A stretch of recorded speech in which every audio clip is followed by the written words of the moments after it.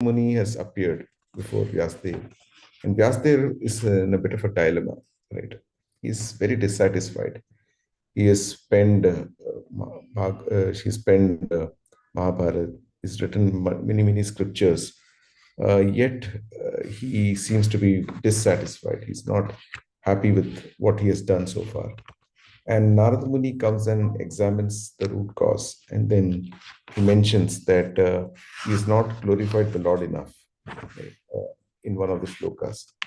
And essentially, from there on, Narada Muni goes on to talk about uh, not just the aspect that has ailed Vyasadeva, but also the fact that how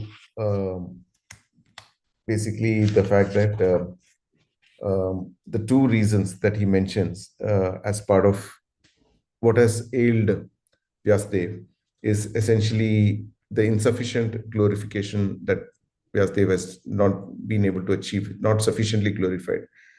Basically, the emphasis has been all on the four purusharthas, uh, right? Uh, basically, um, the other aspect is that he talks about two types of literature. One is the material literature and the spiritual literature, and he distinguishes between the two.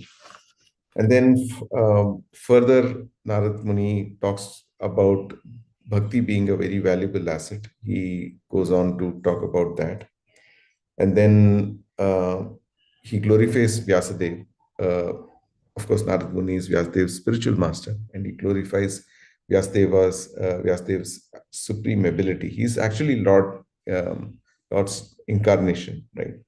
And it's all essentially pastime of the Lord uh, on how to bring the best, right? And in that, basically, um, Narad Muni keeps again the dialogue open with Vyasdev, and first he later talks about um, how to progress in bhakti and how the credits in bhakti stays forever.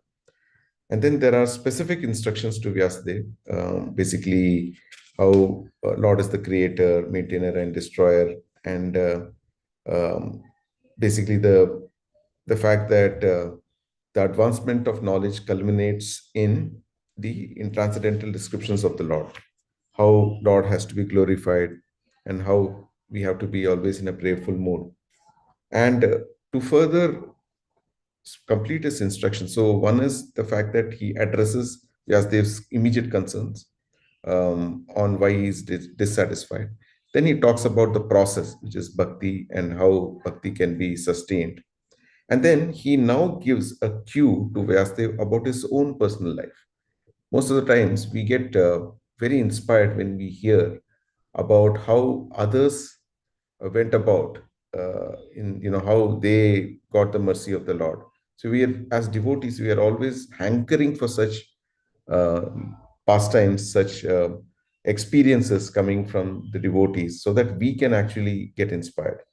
So Narad Muni shares his previous life, and he talks about how he went about, how what happened, how he was actually a son of maidservant, and then he was engaged. His mother was engaged in the service of brahmanas, and therefore how he got association of sadhus.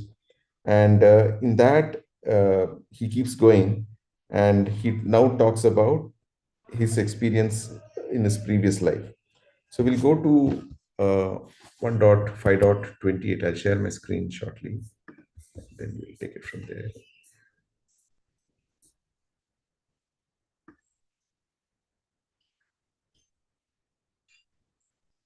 Hare Krishna. Yes, bro. Mataji, Prabhuji, you please raise your hands to read and recite, Mataji. Please. Okay. I'm sorry. 1 second. Ah.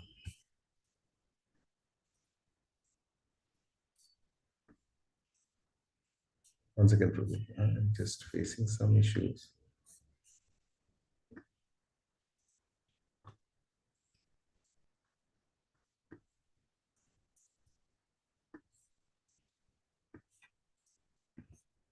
Actually, this is a new laptop. Sorry, I installed everything, but I'm just facing some issues. Sound.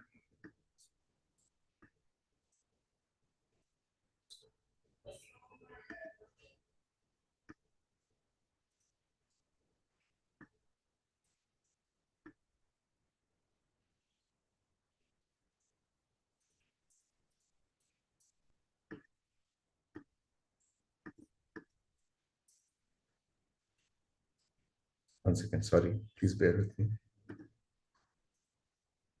I'll have to restart the Teams. Sorry, Zoom. Let me see if this works. Let me see. Let's try again. Please let me know once you're able to see my screen. Is it visible? People. Yes, Prabhu. Okay, thank you. So we are going to be in 28. Yes. Itam sarat pravriksikavrturharer Krishna vrito me anusavam yasomalam Sankirtayamanam munibir mahatmabir Bhaktir prabhatatma rajas tamopaha. Wants to recite the shloka again, then we can read the translation. Anyone? Hare Krishna Mataji, Ajay, may please read Shloka Mataji, Archana Mataji translation, Kusumlata Mataji, purport. Thank you, Prabhu, for setting the sequence very nicely.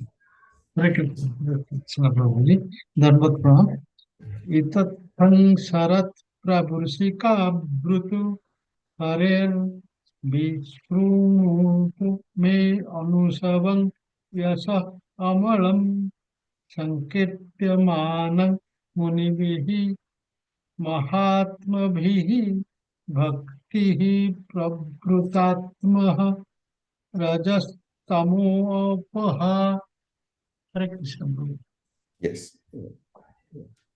Hare Krishna. Translation by Srila Prabhupada. Srila Prabhupada ki jai.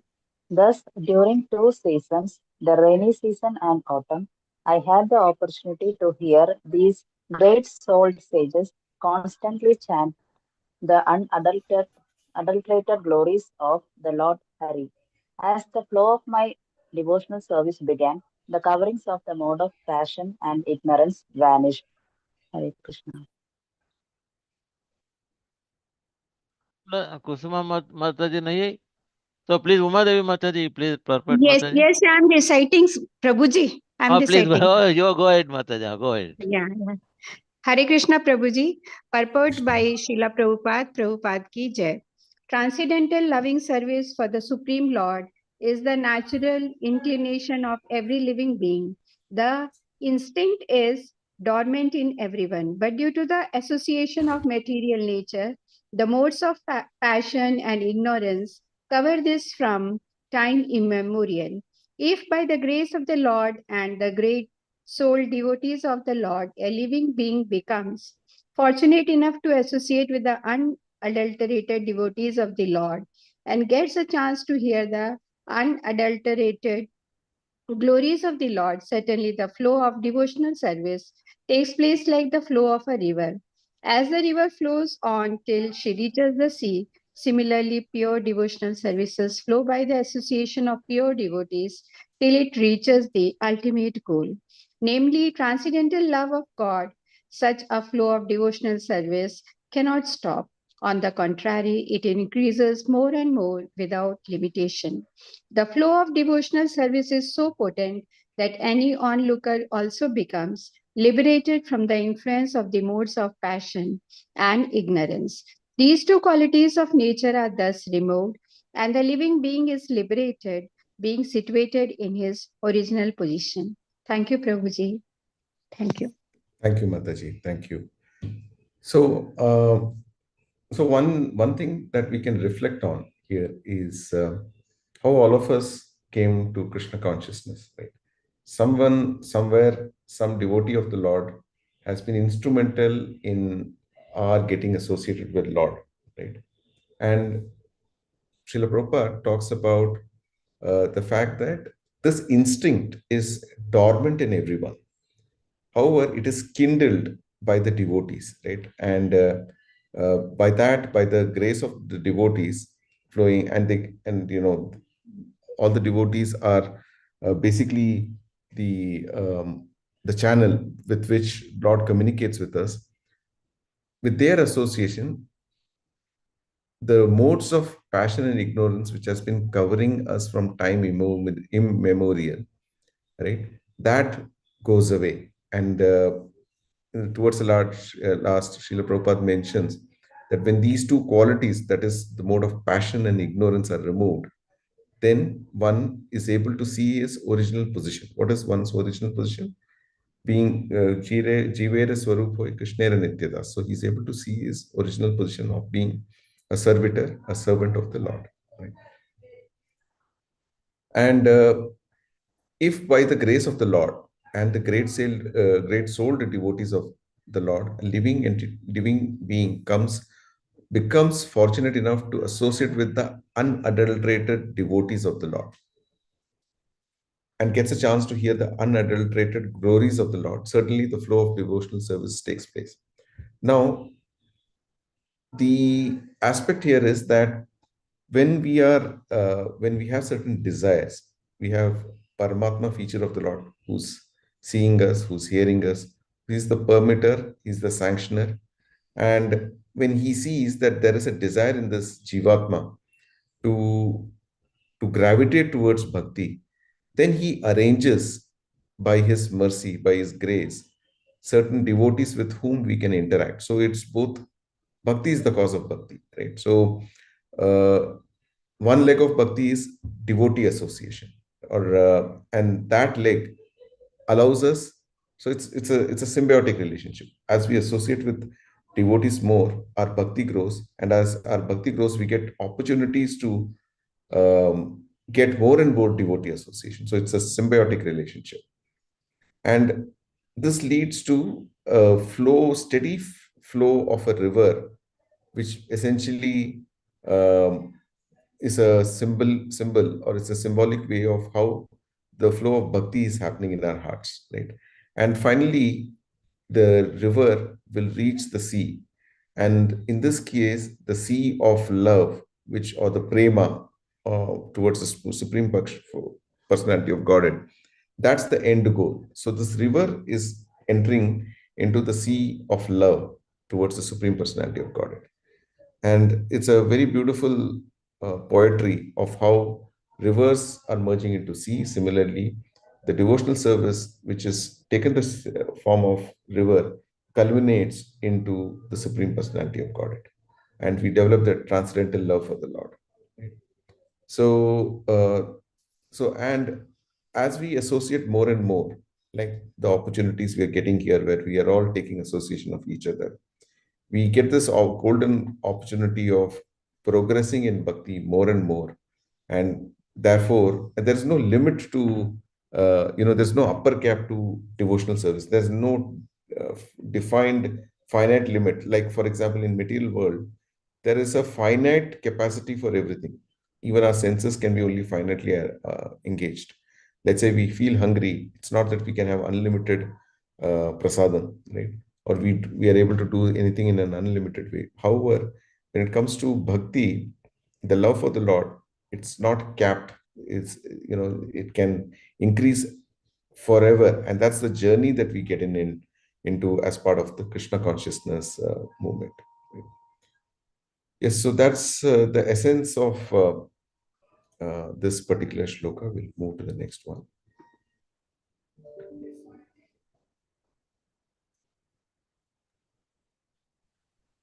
तस्येवं मे अनुरक्तस्य प्रसृतस्य हतेन स श्रद्धानस्य बालस्य दान्तस्य अनुचार्यस्य च.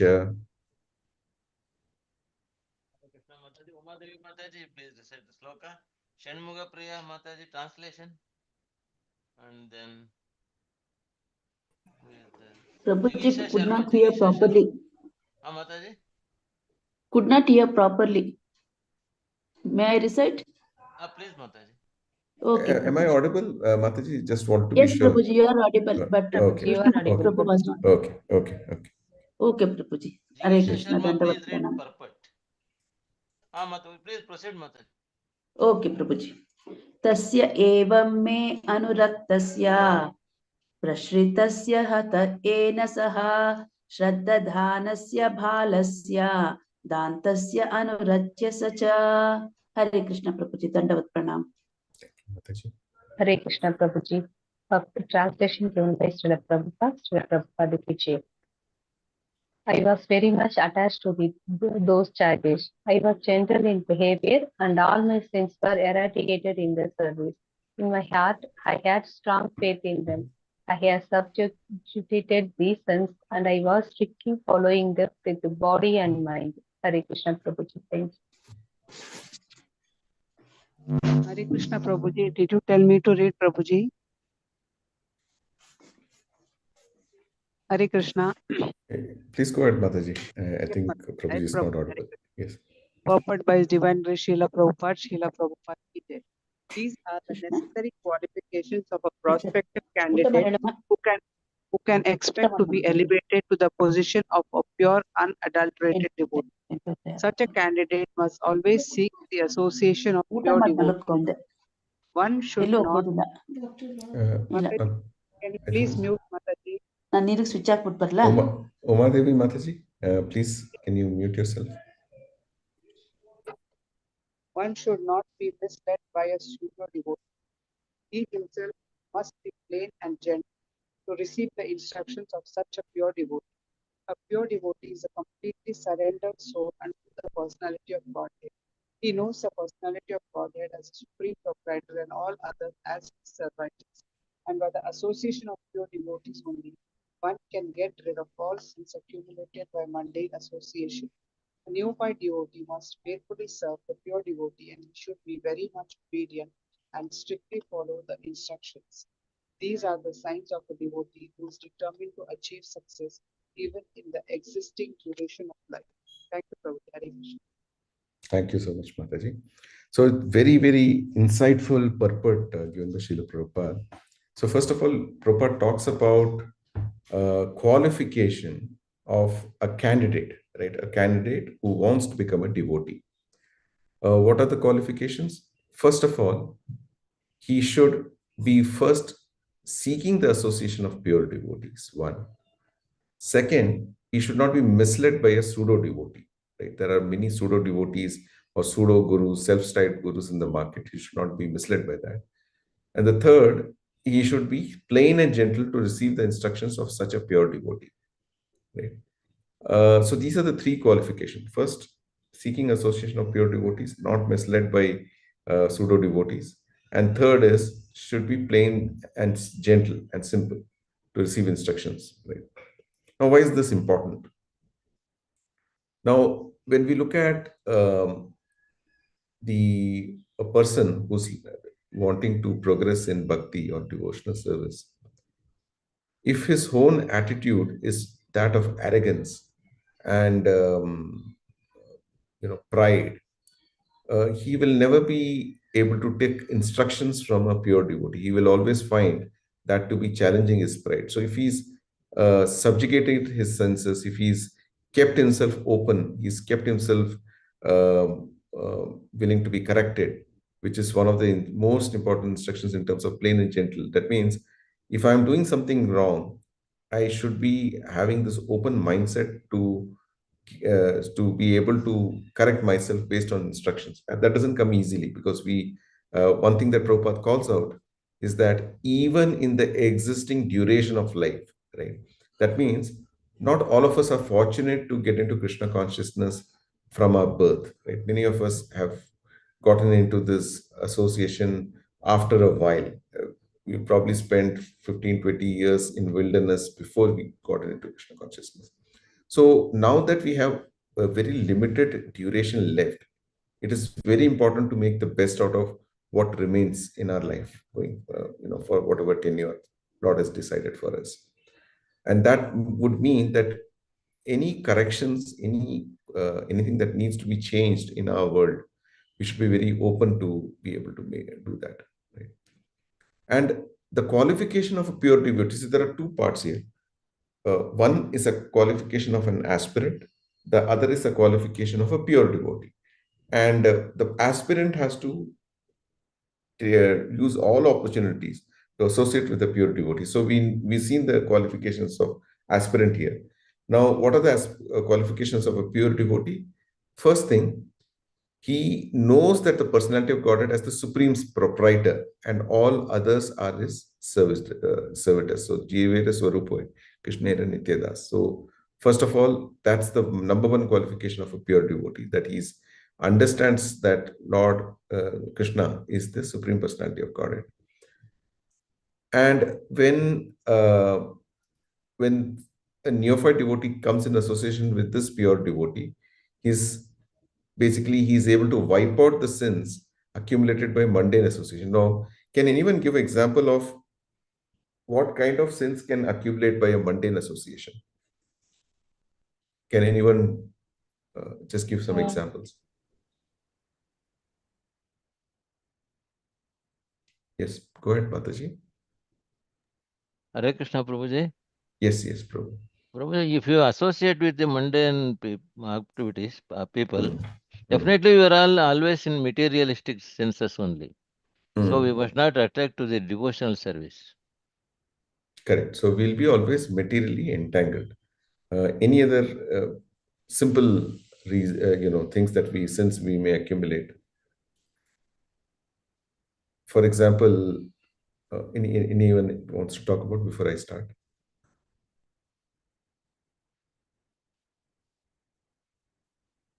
Okay. We'll be in the mode of ignorance, Prabhu. Yes. So general chit chat, right? People will talk about Bollywood movies. People will talk about current affairs. People will talk about neighbors, all those bits. So we tend to basically get associated. Our thoughts are all revolving around that. Somebody will say, "Hey, did you hear about this incident?" And then we will actually use social media to find out more about some things. Right? So they invoke a very false sense of curiosity in us, right? Essentially, which is not helpful in our bhakti or in our spiritual progress.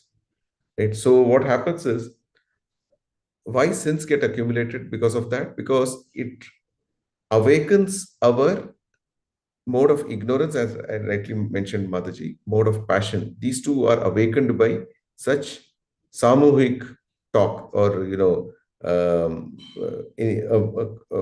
kind of mundane talk. It invokes this sense of mode of passion and mode of ignorance.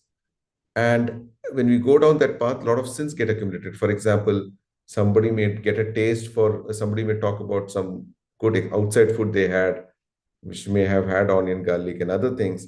And then this person may get influenced to go to that hotel or that particular place. So a lot of sins get accumulated, a lot of loose talk happens. Sometimes it can also mean that somebody may decry, or somebody may basically talk ill about even devotees, right?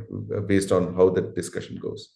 So one will get his share of those sins because of that. One of the things which Rupa Goswami says in Nectar of Instruction is, what are those 6 things that are favorable towards bhakti, right? So one is giving up association of materially attached persons is also counted as one, right? So very well rhymes with Rupa Goswami's instructions in Nectar of Instruction. Yes, so these are the things we have to be able to imbibe. And here, Narad Muni talks about how he has exemplified those behavior. For example, he has been gentle in his behavior. All my sins were eradicated in their service. So as he did sadhu seva, his sins got eradicated. He got their association. And then this faith, the 9 forms of Ashtanga Yoga, one of the forms is how a steady faith develops, right? And as the faith grew into a conviction, he was able to subjugate his senses and basically strictly follow their instructions with body and mind. So this is how Narad Muni, by his own example, is teaching Vyasadeva on how he progressed in the path of bhakti. Any questions if we move to the next subsequent shlokas?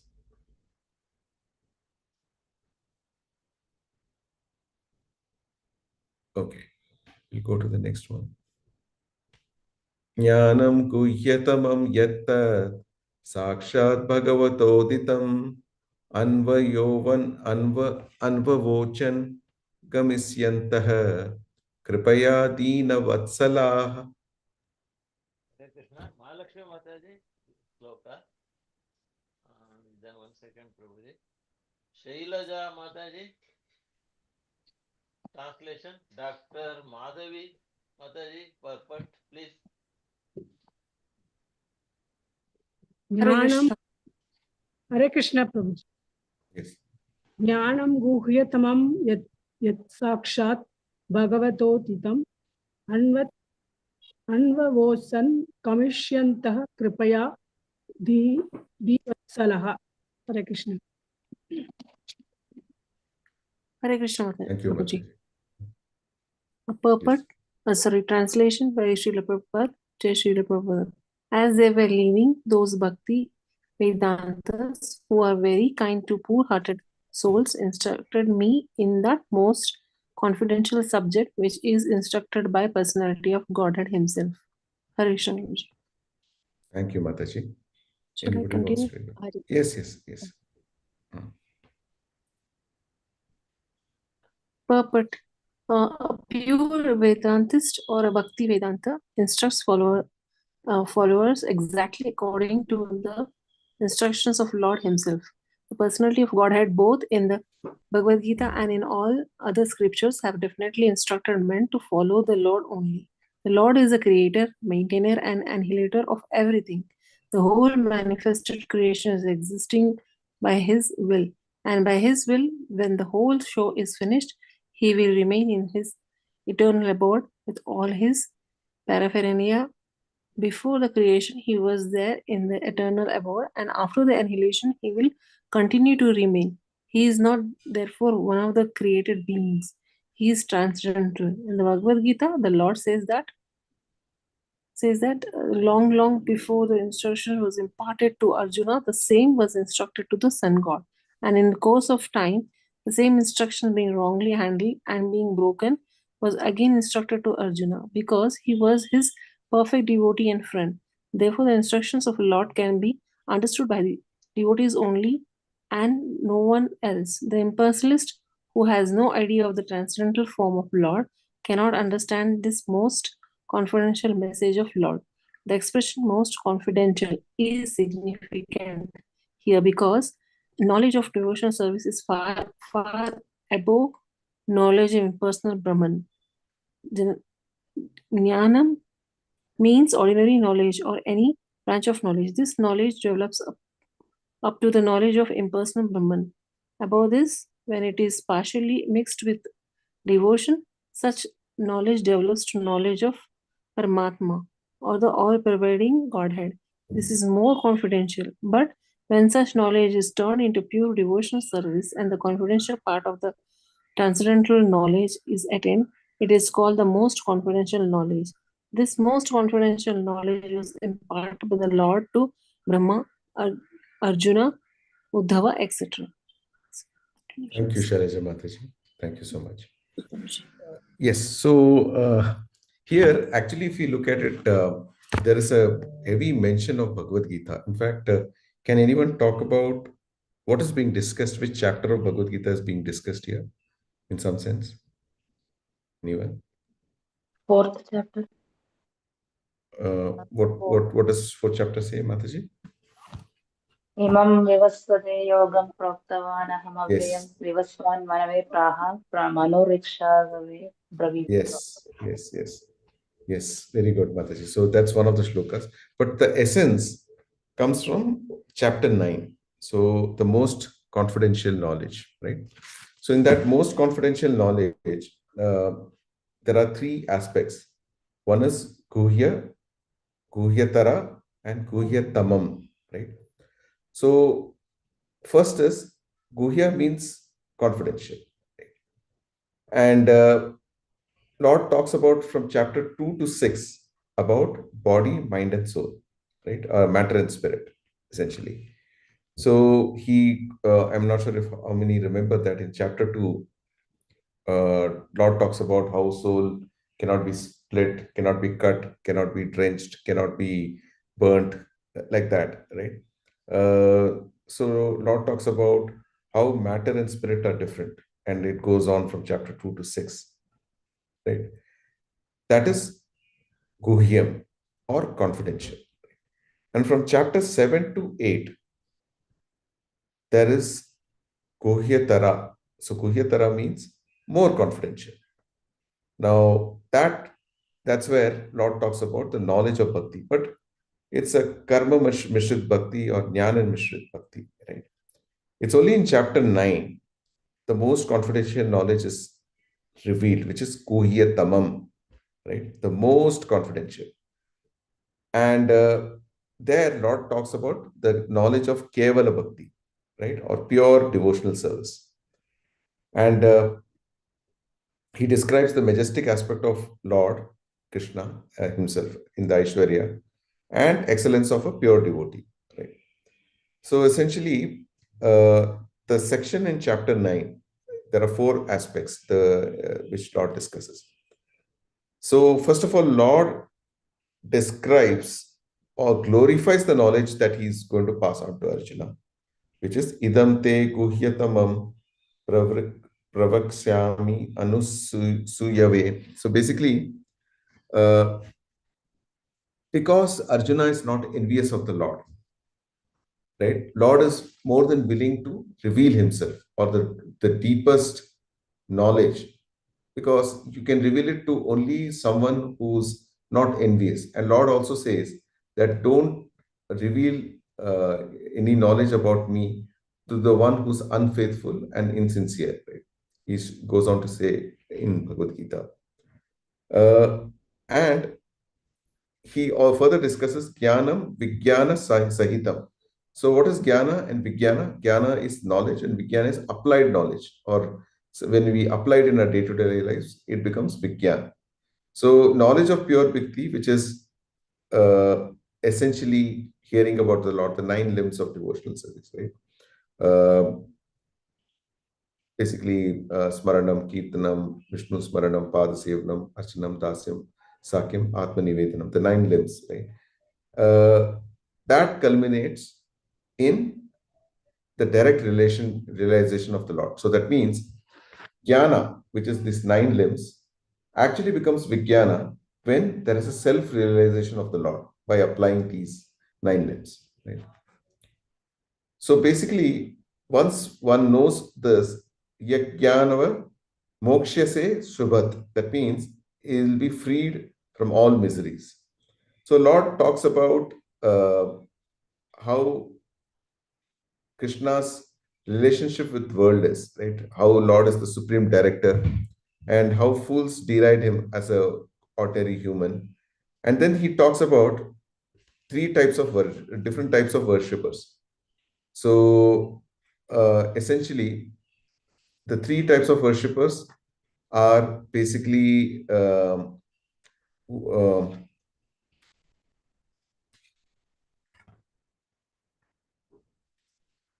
so there are 3 types of fools who are first talked about. Who are they? Basically, the fools who believe Lord has got a human form, right? And then he talks about the ordinary human. I mean, how fools or impersonalists deride the existence of the Lord by considering him to be an ordinary human being. And then Ananya Bhaktas or Mahatmas, they are constantly in devotion. So Bhajante Mam Ananya Manaso. So Mahatmanas Mam Partha Daivam Prakritam Ashrita. So O Partha, to those who are not deluded, the great souls are under the protection of the divine spiritual nature. So essentially, he glorifies the ones who are Mahatmas, right? So Lord talks about the unfaithful, he talks about the fools, and he also talks about Mahatma. So the three types of worshippers, or three types of people who approach the Supreme Lord, right? And then finally, the Lord talks about how Krishna Bhakti is glorified. So anyone remembers 1.5.26? How Lord, or how to offer anything to the Lord?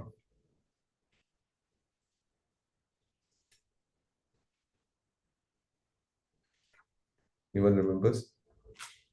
The famous shloka. Patram Pushpam Phalam Toyam. Anybody remembers the shloka?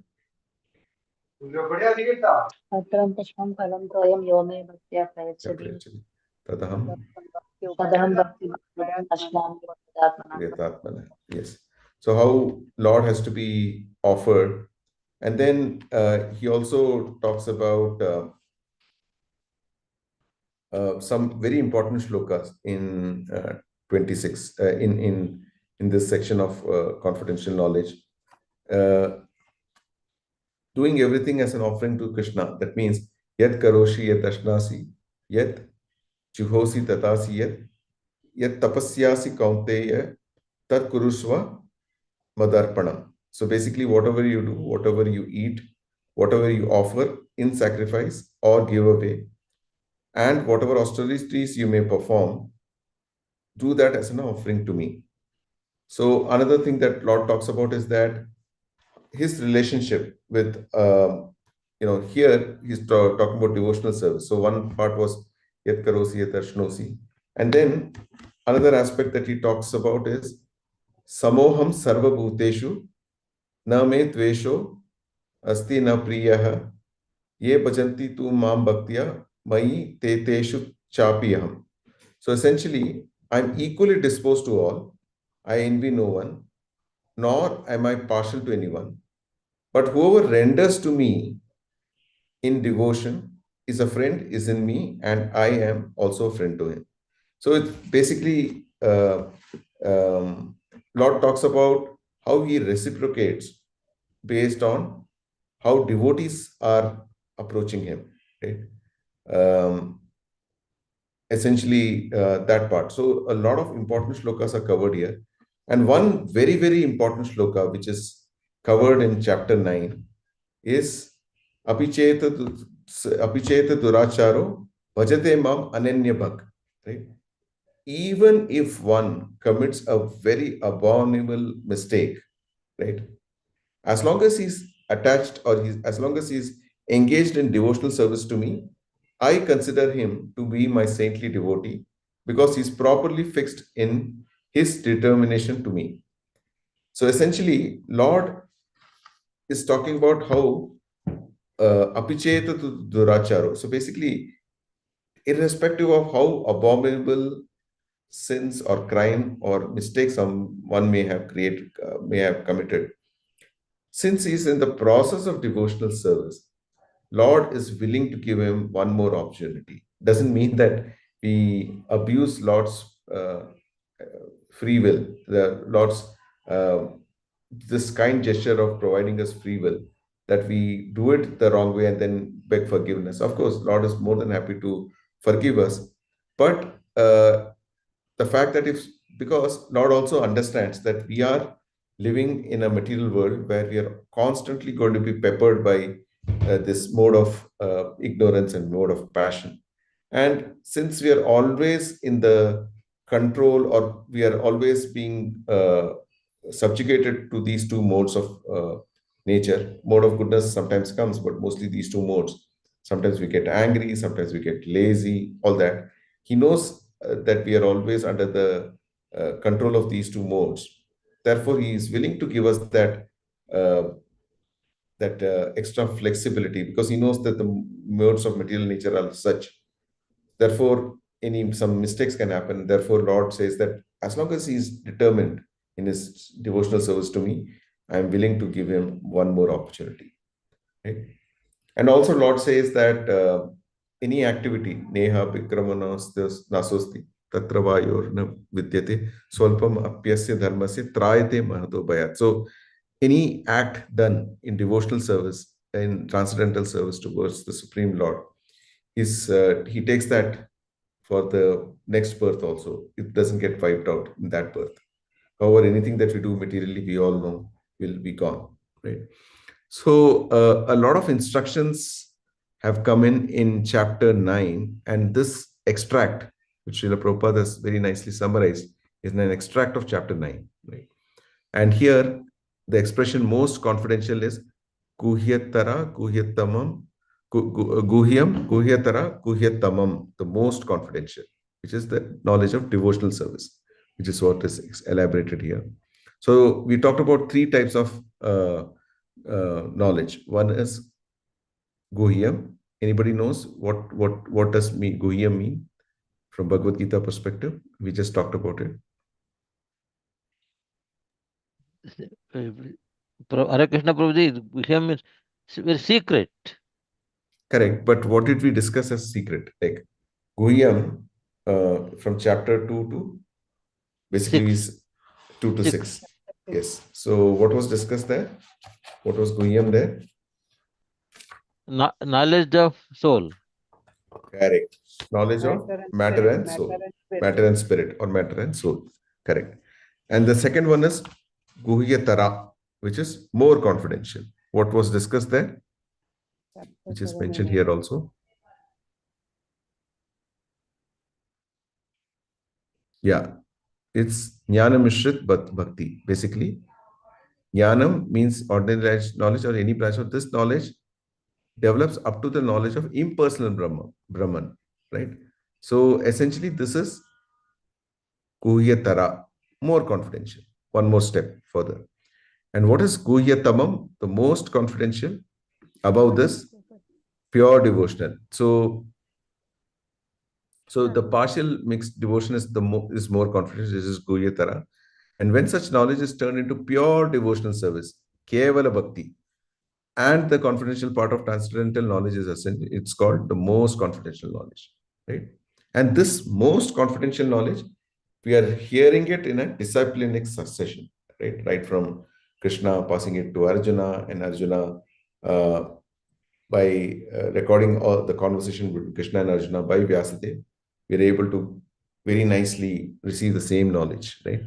And as Mataji also mentioned, that the instructions were at some point broken by the event of time, right? Time breaks all the successions, right? And then Lord again comes to re-establish whenever this kind of a disruption happens. Lord personally appears to ensure that it's not lost in transit, right? And we will do a great, we'll render a very good service if we are able to popularize this most confidential knowledge with so many people that it's not lost in the transit of time. And that's exactly where Srila Prabhupada and his disciples, they want us to preach this knowledge so much so that it's never lost in the transit of time, right?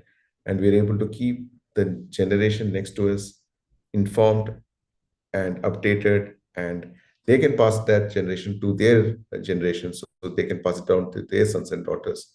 So it's a legacy we are carrying, and it's a legacy we should not lose, right? It's one of the chintamani. So it's a jewel that we should not be losing at any point, right?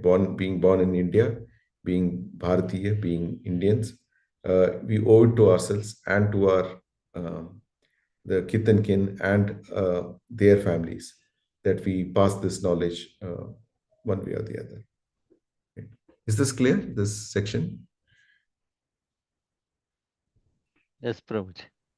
Hmm? Yes. Yes, so we are almost at the last shloka. Yenevaham bhagavato vasudevasya vedasah mayanubhavam avidam yena gachanti tatpadam. Jigisha Sharma, you recite Mataji? Jigisha Sharma. Rakesh Krishnappa. Okay, sorry. Dr. Madhavi Mataji, you please recite Shloka translation. Hare Krishna Prabhuji. Yes, Mataji. Translation by Mataji, Shloka. Prabhuji, can you please help me with the shloka? Yes, you can recite. Yes. Yenevaham bhagavato Yene vaham Yene Vaham Bhagavato bhagavato vasudevasya vedasaha Vasudevasya Vedasaha mayanubhavam avidam Mayanubhavam Avidham yena gachanti tatpadam. Yena Gachanti Tadpadam. Yes, wonderful, Mataji. Translation. Thank you, Prabhuji. Uh, translation. Translation by Srila Prabhupada, Jai Srila Prabhupada. By that confidential knowledge, I could understand clearly the influence of the energy of Lord Sri Krishna, the creator, maintainer, and annihilator of everything. By knowing that, one can return to him and personally meet him. Thank you, Prabhuji. Hare Krishna. Continue, Mataji. Okay. Purport by Srila Prabhupada, Jai Srila Prabhupada. By devotional service or by the most confidential knowledge, one can understand very easily how the different energies of the Lord are working. One part of his energy is manifesting the material world. The another supreme part of his energy is manifesting the spiritual world, and his intermediate energy is manifesting the living entities who are serving either of the above mentioned energies. The living entities serving material energy are struggling hard for existence and happiness, which is presented to them as illusion. But those in the spiritual energy are placed under the direct service of the Lord in eternal life, complete knowledge, and perpetual bliss. The Lord desires, as he has directly said in the Bhagavad Gita, that all conditioned souls uh, rotting in the kingdom of material energy come back to him by giving up all engagements in the material world. This is the most confidential part of knowledge, but this can be understood only by the pure devotees, and only such devotees enter the kingdom of God to see him personally and serve him personally. The concrete example is Narad himself, who attained this stage of eternal knowledge and eternal bliss. And the ways and means are open to all, provided one agrees to follow in the footsteps of Sri Narad Muni.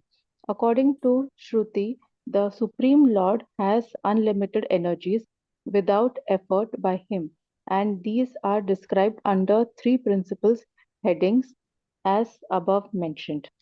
Thank you, Prabhuji. Hare Krishna. Thank you, Madhavi Mataji. So here, more elaboration of the most confidential knowledge has been given by Srila Prabhupada in this purport, right? By that confidential knowledge, I could clearly understand, I could understand clearly the influence of the energy of the Lord Krishna, the creator, maintainer, and annihilator of everything. By knowing that, one can return to him and personally meet him. Now, the keys to the door of Vaikuntha or Goloka Vrindavan has been revealed by the Supreme Lord, right? And that's the most confidential knowledge. So here, Lord says that the fact that all conditioned souls are rotting in the kingdom of material energy come back to him by giving up all material, giving up those engagements.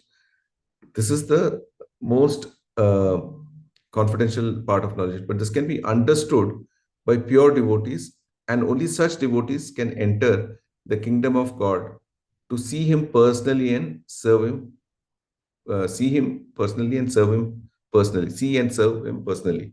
So the outcome of this most confidential knowledge, when we are able to give up our material desires and take to pure devotional service, we are able to basically get access to the keys of Vaikuntha or Goloka Vrindavan. And it gives us an opportunity to see the Lord in person and also serve him personally. So that's very, very, very, very engaging, very, very satisfying.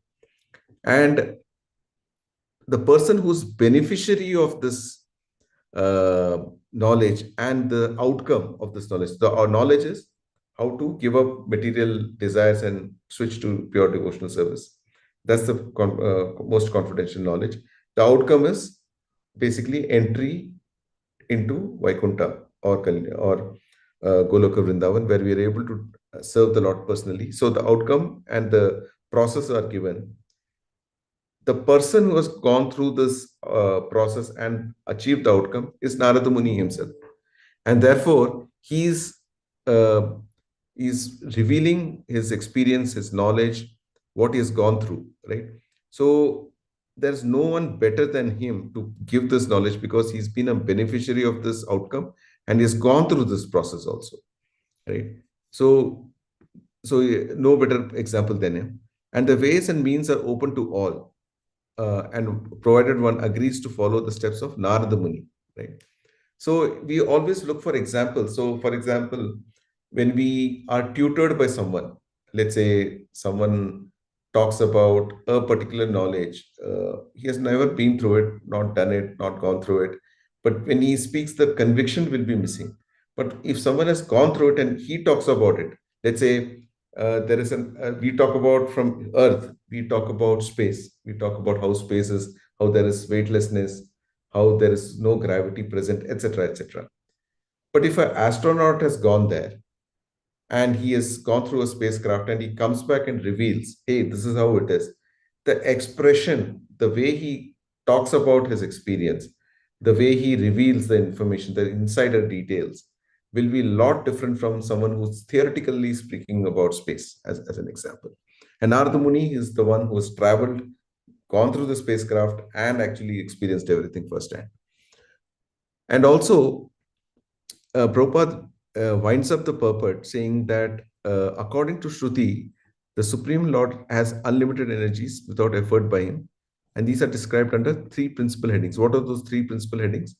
The first is the one part of energy which is manifesting the material world, which is the superior or external energy.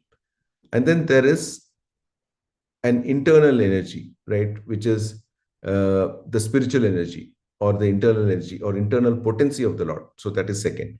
And there is a Tatastha Shakti, or the one which is an intermediate energy, which is manifesting in living entities who are serving either on the above. So they're always playing between the external energy or the internal energy. So when they are in Maya, they're under the direct external energy of the Lord. But when they turn towards bhakti, they are directly under the internal energy of the Lord. So they are intermediate. So they are swinging this way or that way, depending on their time, place, circumstance, their own Lord's mercy and their own shortcomings, right? So this is what is being covered. So what we studied so far is Narada's own experience, right? He's talked about his personal journey in Krishna Bhakti and how he got inspired by Sadhu Sangha, how his mother served when he was son of a maid servant, how his mother served the Brahmanas and the Sadhus,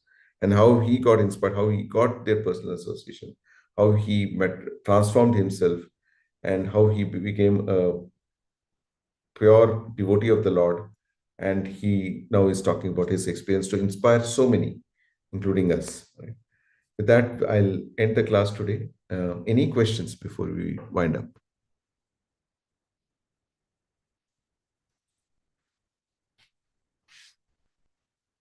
Hare Krishna.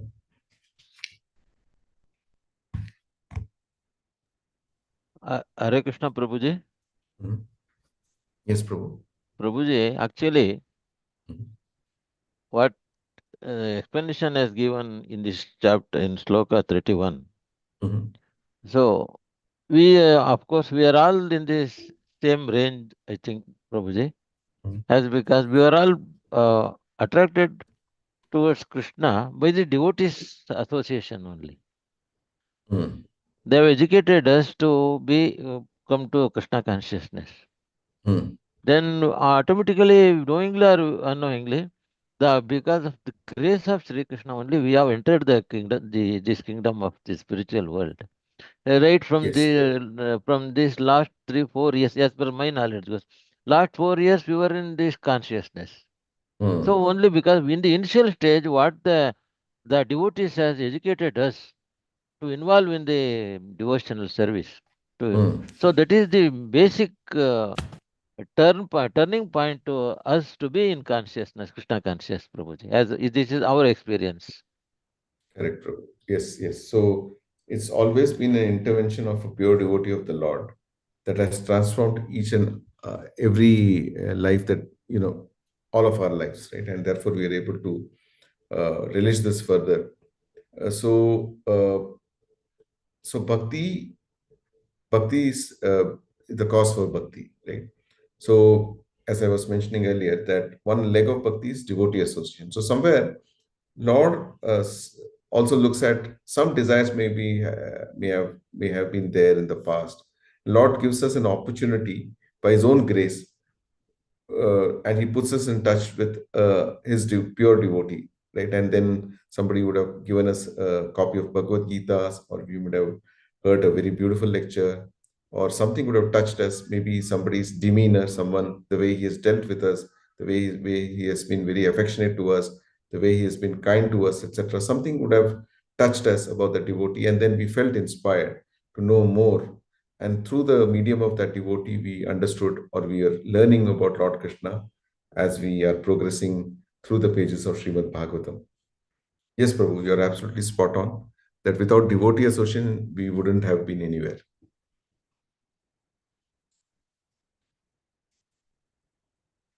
Yes, Prabhu. So if there aren't any other questions, I will end the class today.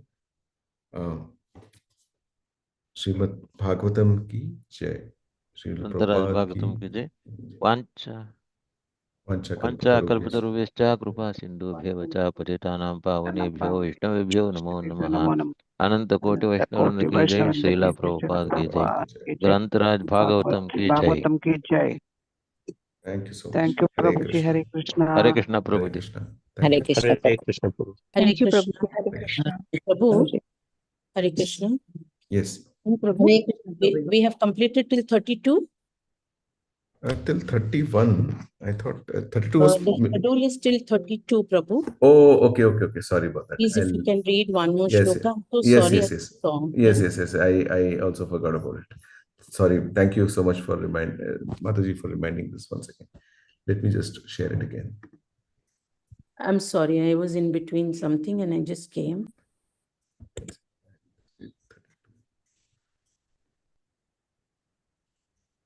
We still have time. Yeah. Sure. No issues. You can just touch upon the important points. Yes. Etat samsuchitam brahmams tapatraya chikitsitam yad ishvare bhagavati karma brahmani bhavitam.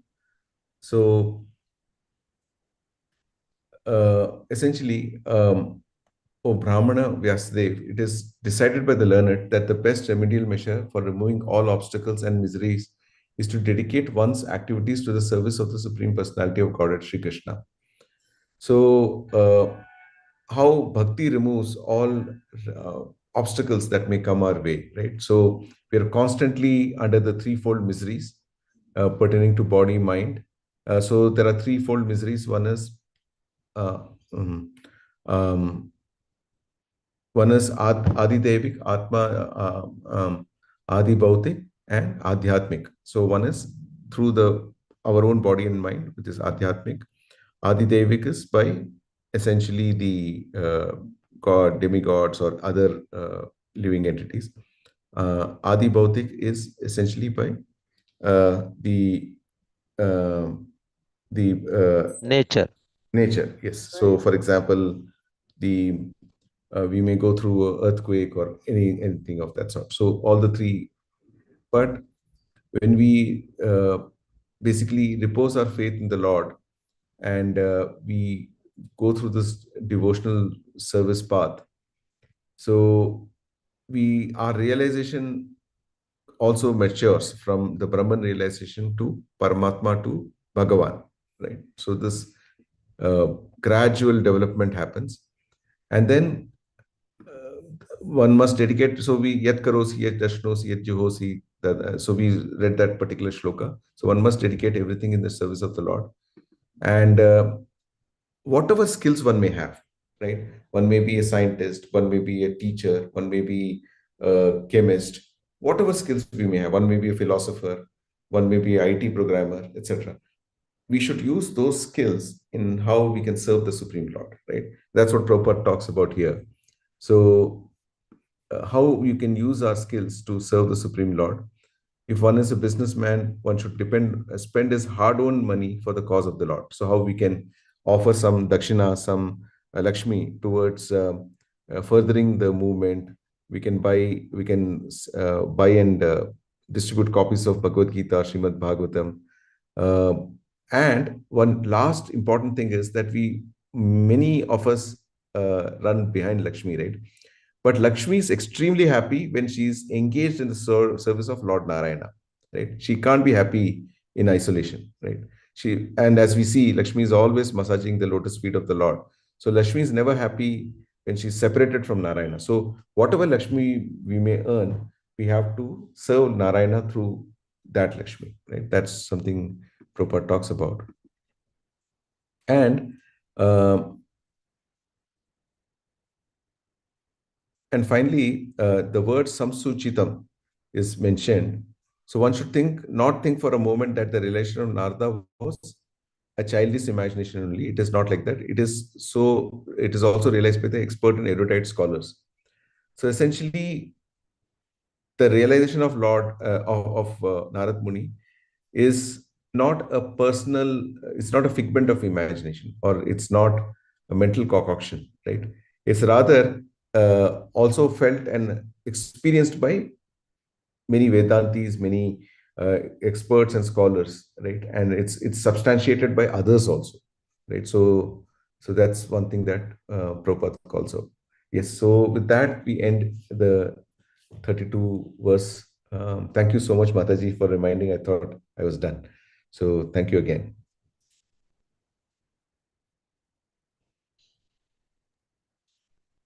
Grantaraj Srimad Bhagavatam ki jai, Srila Prabhupada ki jai. Thank you so much. Hare Krishna.